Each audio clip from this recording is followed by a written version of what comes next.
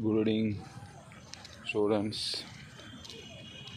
Today, our simple hints for English handwriting program. இப்போ half yearly நம்ம எல்லாம் attend பண்ண போகிறீங்க. அது ஏற்கனவே பேசுன மாதிரி தான் இன்ஸ். அதை பார்த்திங்கன்னா நம்ம தலைகீழ போப்போம். 47 அது பார்த்திங்கன்னா passage A, then poem answers. அதை பார்த்தா நம்ம அந்த வேர்ட்ஸை வந்து ஈச் ஈக்குவல் கம்பேர் பண்ணோம். First question, what is the capable of a tree? So அந்த ட்ரீ வேர்டு அதில் இருக்கான்னு ஃபஸ்ட்டு பார்க்கணும் அந்த பேசேஜில். இது வந்து 47A சொல்கிறேன். ஸோ அந்த வாட்டை எடுத்துகிட்டு எதுனா கூட நம்மளுக்கு 1 மார்க் கிடைக்கும். So nearly we can score 3 marks ஒரு நார்மல் ஆன்சரிங்க்கு. ஆனால் அவன் வந்து ஆஃப் மார்க் தராமறதுனால 4 மார்க்ஸ் ஸ்கோர் பண்ணலாம் அந்த 4 கொஷின்ஸ்க்கு. இது ஒரு ஈஸி வே ஆஃப் அட்டெண்டிங். இது தவறுன்னு நான் சொல்லலை.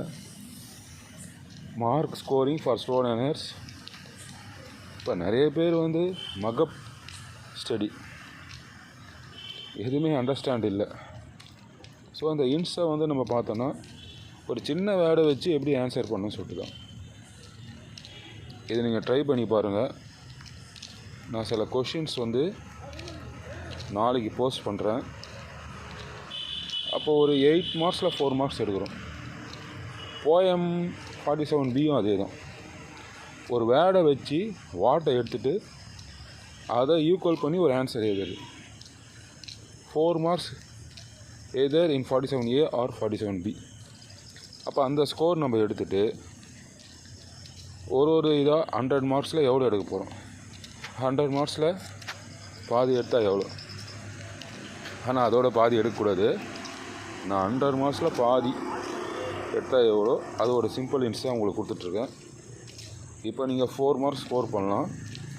கொஷினை ஃபாலோ பண்ணுங்கள், என் லிங்க்கும் ஃபாலோ பண்ணுங்கள். கண்டிப்பாக easy score for slow learners and best score for averagers. படிக்கிறவங்க கண்டிப்பாக மக்கப் படிக்காதீங்க. மெமரி போய் மக்கப் தான் அடிக்கணும். அது அடிக்கும் போது போயம் நேம் கீழே போயட் நேம் மறக்காமல் எழுத பழகுங்க. எல்லா சப்ஜெக்டும் நல்லா படிங்க.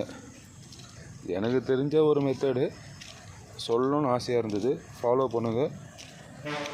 கண்டிப்பாக ஸ்கோர் பண்ணி நல்லா படிங்க.